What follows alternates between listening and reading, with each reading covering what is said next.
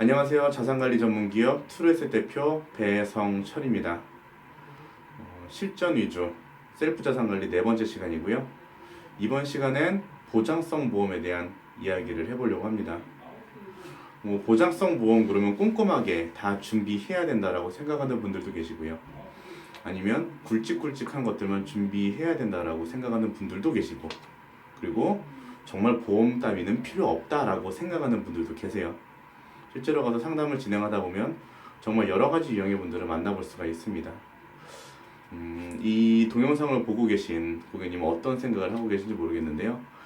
일단 자산관리의 입장에서 보는, 그리고 투자를 해서 자산을 굴려야 되는 사람 입장에서 보는 보장성 보험에 대한 이야기를 오늘은 좀 솔직하게 말씀드리고 또 공감해보고자 합니다.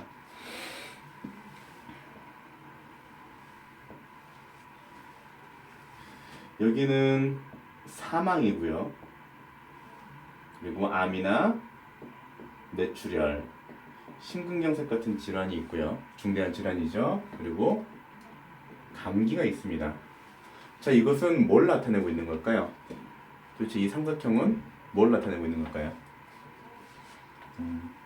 빈도입니다. 발생 빈도. 사망할 확률이 가장 낮고요. 그리고 이런 중대한 질병에 걸릴 확률이 사망보다는 많고, 그리고 감기에 걸릴 확률이 가장 많죠.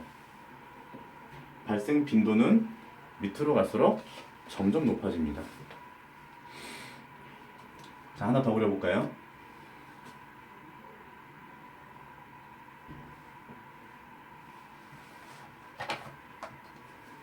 역삼각형이고요. 똑같이 맨 밑이 감기, 그리고 암이나 뇌출혈, 심근경색 같은 중대한 질환들, 그리고 사망이죠. 자, 뭘 나타내고 있는 걸까요? 위로 갈수록 커지고 있죠. 뭐가 커지는 거죠? 예, 맞습니다. 리스크가 커지는 거죠. 사망이 가장 위험하죠. 가장이 사망을 했습니다. 경제력을 행사하고 있는 누군가가 사망을 했습니다. 사망에 대한 리스크가 가장 크고요. 그 다음으로 중대한 질병, 그리고 일반적인 질병, 수술해야 되는 질병, 여러 가지 질병들이 있고, 감기는 사실은 리스크가 적죠. 내가 감기에 1년에 10번 걸린다고 해서 우리 가계 경제에 심각한 영향을 끼친다든지, 내가 재테크에 실패한다든지, 투자 수익률을 망치는 일은 없습니다. 하지만 이것과 이것은 다르죠. 자, 그럼 여기서 여쭤볼게요. 이 중에서 어떤 거 위주로 준비를 해야 될까요?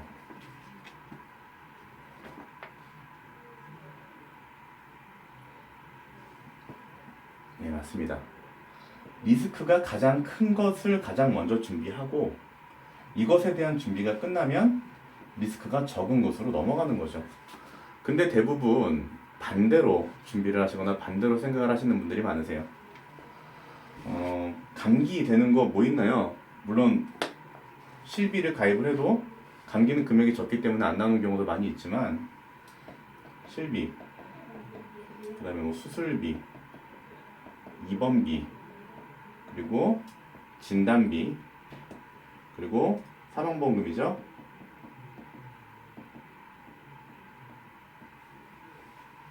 이렇게 올라가시는 경우들이 많아요. 물론 여기까지는 맞습니다.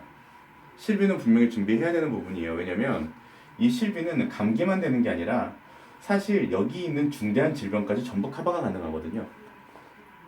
그렇기 때문에 실비 부분은 챙겨가는 것들이 많습니다. 그리고 리스크가 큰 암이나 뇌출혈, 심근경색에 대한 진단비 분명히 챙겨가셔야 되는 부분이고요. 그리고 특히 암은 반드시 있어야 되고요. 그리고 가장 리스크한 사망에 대한 부분, 한 가정에서 경제력을 행사하고 있는 사람, 맞벌이라면 남편과 배우자 두 분 다, 부인 두 분 다 사망보험이 필요한 거고요. 만약에 남편만 일을 하고 있다라면 적어도 남편에 대한 사망보험금 정도는 챙겨가시는 게 맞다고 보고 있습니다. 그런데 사람들이 가장 많이 이제 신경을 쓰는 부분은 뭐냐면 내가 아프거나 병원에 갔을 때 모든 케이스에서 다 돈을 받기를 바라세요. 그러다 보니까 실비만 챙기는 게 아니라 수술비도 다 있어야 되고 입원비도 있어야 되고 뭐 수술비도 여러 가지 종류 많죠. 16대, 뭐 18대, 뭐 21대 질병부터 시작해서 최근에는 여러 가지 옵션들이 많이 나오고 있죠. 그리고 뭐 수술비는 어디가 좋다더라. 그리고 또 진단비도 많죠. 예, 진단비 종류도 암이나 뇌출혈 심근경색이 아닌 다른 소소한 진단비들도 굉장히 많습니다. 그런 것들을 다 챙기기에는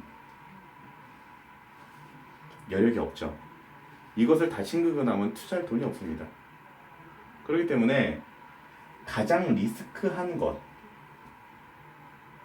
빈도는 작지만 내가 이 일이 일어났을 때 나와 내 가정 경제에 가장 큰 리스크인 것, 큰 해를 끼치는 것을 가장 먼저 준비하는 거고요. 그리고 가장 넓은 범위를 갖고 있는 실비를 준비하시는 겁니다. 입원 수술 그리고 암 진단비 분명히 필요하다고 말씀드렸고요.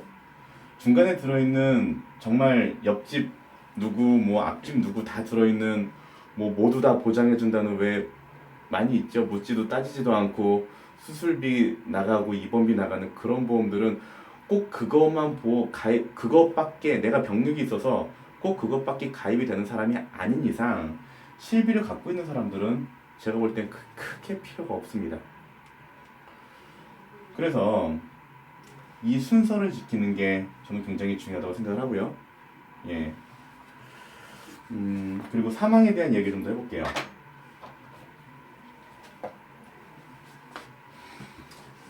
사망은 일반 사망과 재해 사망으로 나뉩니다.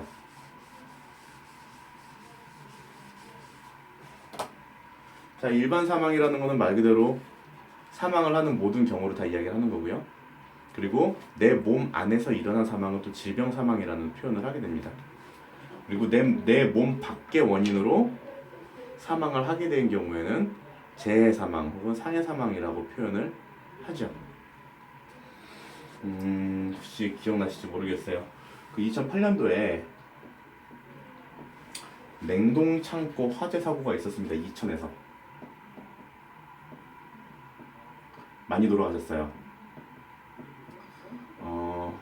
저희 아버지가 지금 이천에 살고 계신데 바로 옆에서 보셨습니다. 어마어마했다고 해요. 정말로 저희 아버지 말에 의하면 연기가 하늘을 다 덮었다. 예, 산이 하나가 불타는 것 같더라 라고 표현을 하십니다. 이때 많이 돌아가셨고요. 이때 돌아가신 분들 실제로 부상 입으신 분들도 많고요. 사망하신 분들도 많은데 이것에 대한 비용 처리 어떻게 됐을까요? 사망하신 분들은 정말로 사망에 대한 어떤 보험금이나 아니면 주변에 누군가가 이제 거기 관련된 공장 관련된 사업 관련된 사람이 돈을 줬다든지 위로금이라든지 그런 게 제대로 지급이 됐을까요? 예, 지급이 됐습니다. 보통 이렇게 상해나 아니면 장애로 상해나 아니면은 재해로 만약에 사망을 하게 되거나 몸이 많이 다쳤을 때는 웬만해서는 다 해결을 해줍니다. 그게 산재보험이 됐든 아니면 뭐 다른 어떤 기관이 됐든 보장을 해주는 경우들이 많이 있죠. 근데 볼게요. 실제로 이렇게 해서 사망하시는 분들보다는 암이나 뇌출혈, 심근경색 같은 질병으로 사망하시는 분들이 훨씬 더 많습니다. 얼만큼이나 많냐면 비율로 보면은 1대 9 정도 될 정도로 이쪽 숫자가 압도적으로 많아요. 근데 이렇게 질병으로 사망하는 분들이 많다 보니까 이분들은 이렇게 사망을 해도 여기서 나오는 돈이 없죠. 그냥 내가 다 내 돈으로 해결을 해야 되는 거죠.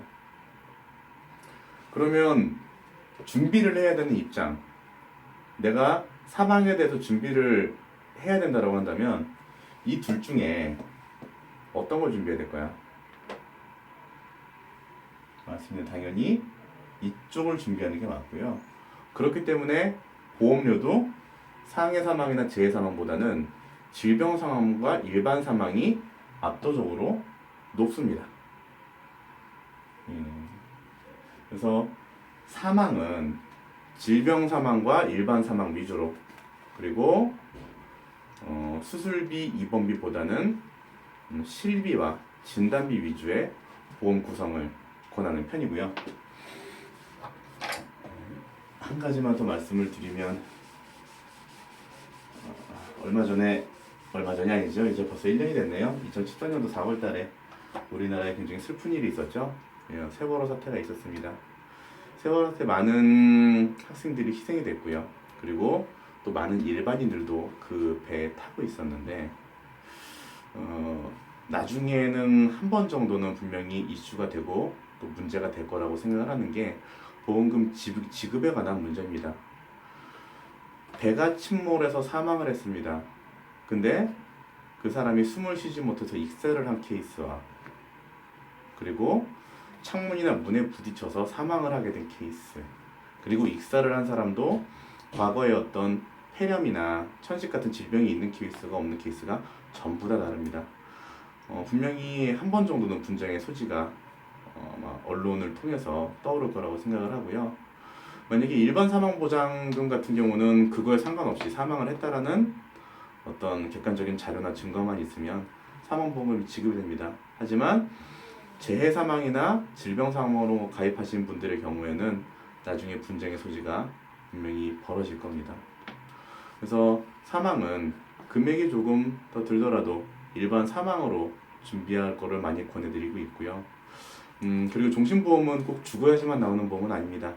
죽기 전에도 간병보험으로서 아니면은 장애 관련된 보험으로서 또 활용도가 있기 때문에, 그리고 은퇴 관련 어떤 자원으로도 활용 가능성이 있기 때문에 그것도 나중에 기회가 되면 뒤에서 한번 다시 말씀을 드려보도록 할 거고요. 오늘은 보험에 대한, 보장성 보험에 대한 자산관리사로서의 생각과 그런 어떤 기준에 대해서 말씀을 드렸습니다. 다음 시간에 다시 만나 뵙도록 하겠습니다. 감사합니다.